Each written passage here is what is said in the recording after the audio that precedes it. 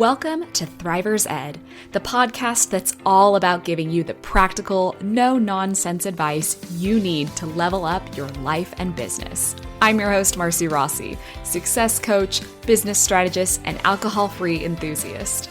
If you're ready to crush your goals, optimize your productivity, and live your best, most authentic life, then you're in the right place. Each week, we'll dive into topics like the psychology of success, practical strategies to boost your performance, and the unexpected ways living alcohol-free can elevate your life.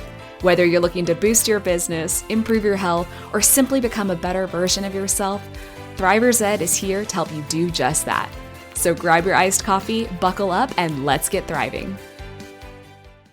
If you have ever signed up for some kind of software or tool and then totally forgotten about it until you see that charge on your credit card statement and you're like, what the hell is this? This episode is for you. And that is because I've been there myself. So today we are talking about doing a software audit, meaning looking at what is in your software stack, what's actually working, and how to stop wasting money on tools that you are not actually using. So today we are cleaning house. And I'll tell you, the idea for this episode came because I've mentioned it a couple times on podcasts recently, and the hosts are always really surprised and like, oh my God, this is a fantastic idea. So it's just funny. Some of the things that we feel like probably has already been spoken about or people are already doing, there's opportunities there to share our knowledge, our expertise, and the tips and tricks that we've learned. And so that's what we are doing today.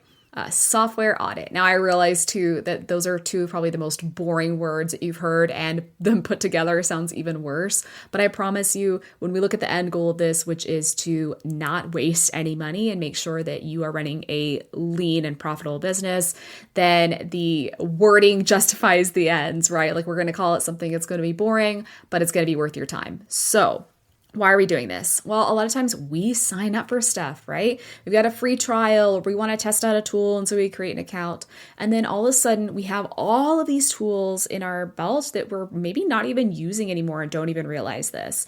So then every month, we start getting a bunch of charges for tools that maybe we weren't even thinking about, we're not really using, and so our business gets a little messier, and our profit and loss is a little bit lower than we'd like to be. So to start with, I wanted to give you a little peek behind the curtain into what is actually in my software stack, how I then decide what I'm going to keep, what I'm going to change, what I'm going to add, and give you some tips to consider before you make any changes yourself. So what am I using right now? Okay, so I wanted to give you a little peek behind the curtain into what I'm actually using. Well, for my website, I have my domain from Namecheap. That's where I buy my domains. I find the prices very reasonable and they're easy to work with. And then my website itself is actually built on Wix, and that's also the host of my website. I use Canva for all of my graphics and visuals. I use System.io for my courses and for any checkouts that I need to do. So they handle all of my payments that way. I use Zoom for client calls and workshops, as well as for conducting any podcast interviews that I'm hosting. I use Gmail as my email host. So when I'm sending things with emails from @marcyrossi.com, Gmail is my host. And then I use MailerLite for any of my marketing or commercial emails, Calendly for scheduling, for client calls, that sort of thing. Buzzsprout is where I actually host this podcast right here. Love Buzzsprout. ChatGPT, the paid version of ChatGPT, I think is absolutely crucial if you're going to be using it really with any regularity. You want to upgrade that one. And then ClickUp for literally everything else. My tasks, my client portals, my project management, my keeping my head on straight. ClickUp is another one that I have upgraded for. So it's not super minimal, right? That's quite a few tools. And honestly, these were just what I had listed in my audit right now. And I can tell you, I know I already forgot of one because it's not something that has a recurring charge, and that's Pabbly. I upgraded Pabbly for the lifetime plan. So that's another one that I use in my stack. But this is where I'm at right now. There are also some other tools that I use where I'm not paying for it. So I didn't list that on this plan. But you absolutely could make track of the things that you're using a free version, because it's likely there's something you're paying for that could probably do the same thing. And so you're just not managing multiple things in multiple places. So those are all of the things I've got going on, and probably, like I said, not even all of them. How do you stay on top of all of this? Well, something that I've set up is, like I said, a software audit where I am having a routine look at what are the things I'm subscribed to.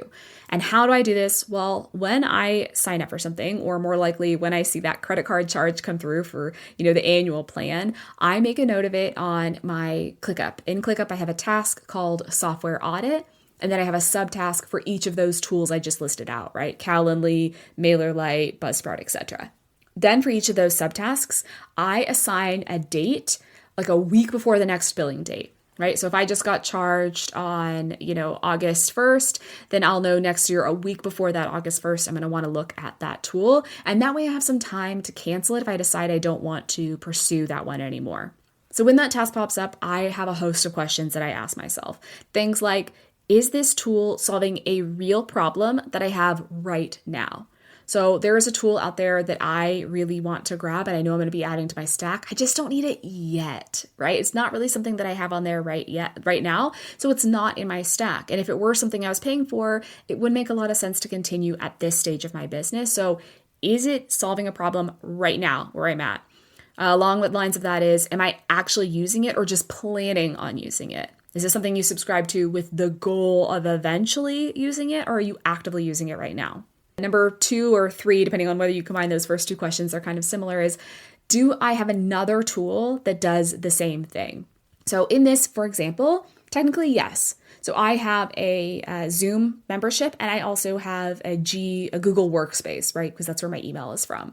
Now, Google has Google Meet and it can technically host meetings just like Zoom can, but Zoom has additional functionality. It's easier for my clients to use. I can record the meetings without upgrading my Google Workspace plan, etc. So technically, yes, there is some overlap, but it's overlap that I'm comfortable with. So is there another tool that does the same thing and in the same way? I guess is kind of the codicil to that. Is it an annoying tool, right? Is it clunky? Am I not actually using it? Is it frustrating me or somehow making things harder for me? Next up is, would switching actually solve anything? Or am I just kind of bored with what I'm doing? Or am I just looking for an excuse to procrastinate? And the last question is, it's a very important one. Is the cost of switching worth it? And I want to dive into this one a bit because I have a personal example.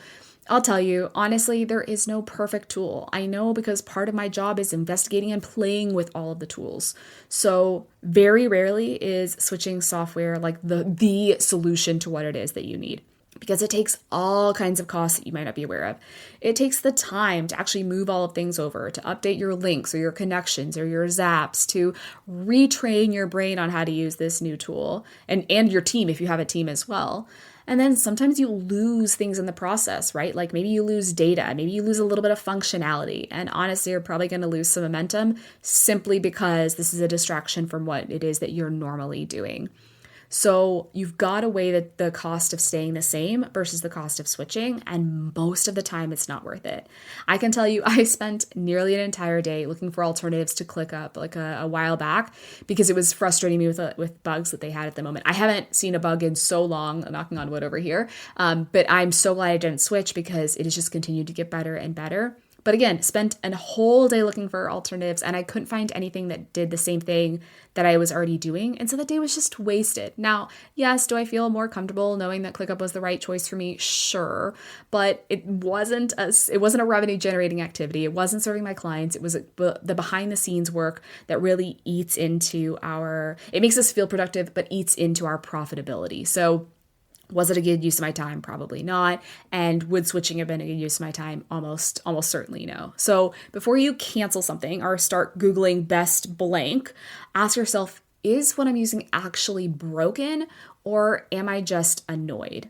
Now, if you've got a bunch of pieces and they're all doing the same thing, or if you've signed up for a service and you're not even using it, that's a pretty easy, let's cancel this situation. But if you're just trying to switch as an excuse to make things marginally better, really think about what it's going to cost you to actually do that and if it's actually going to benefit you. Because again, there is no perfect tool for everything. Even in my tech stack, I can tell you that I am annoyed with just about all of those in some way, except for Canva. I think Canva is practically perfect. Love Canva, but not an affiliate here, just a big proponent of their pro plan.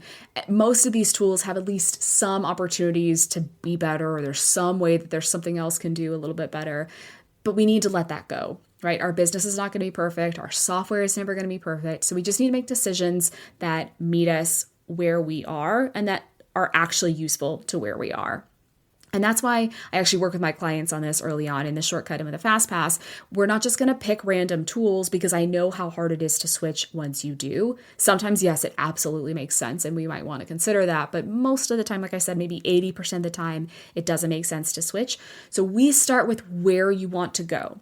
So if you don't already have one of these pieces and you know you need, for example, a payment processor, we start with what it is that we're wanting. What do we want our business model to be? How comfortable are we with technology? What are we hoping to offer in the future? We may not know the answer to those questions right now, but we may have some idea. If we know we want to have courses, we know we want to have a podcast, we know we want to have live services, whatever those things are, then making sure that what we're choosing could likely support that in the future will save us a lot of headache down the road.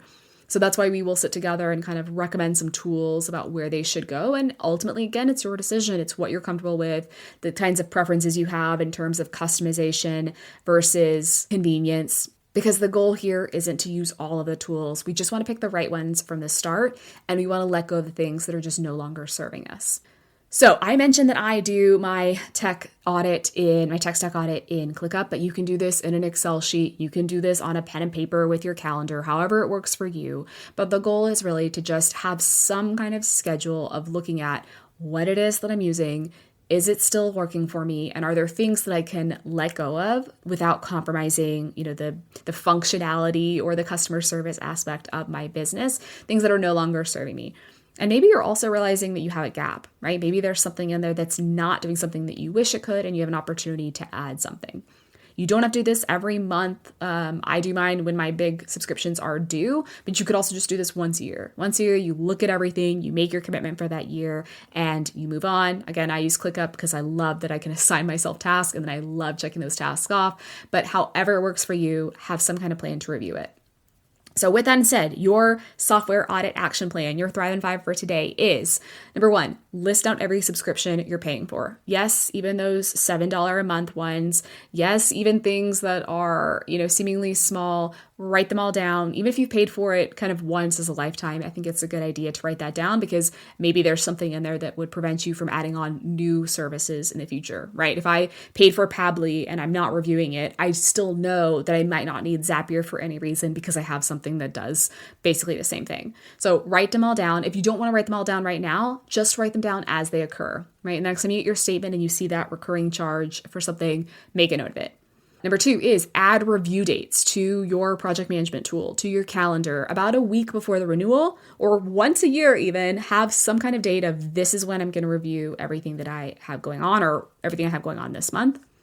Number three is to take an actual look at those tools, whether that's just one tool or your full list. Take a look, ask yourself those questions. Is it still solving a problem? Is it worth what I'm paying for? And then cancel or downgrade anything that you don't need anymore. And then the final one would be take a look to see if there are any gaps that are there. Some things that, like for example, in my tech stack, I don't really have anything that does testimonial automatically collecting them for me or those proof of purchase, like so-and-so just bought that thing. If you can identify a gap, that might be something to keep in mind for the future. It doesn't mean you need to add it right now, but keeping in mind, and that way when you're looking at your software stack in the future, you can see some opportunities for growth or for improvement. So if you're feeling overwhelmed with looking at all the tools you got going on, or if thinking about all the tools that I have going on makes you feel overwhelmed, don't get stressed out about this. That's literally what the shortcut is for. I sit down with my clients. We pick the right tools from the start. I get them all set up for your business, and that gives you some breathing room to focus on things that actually light you up.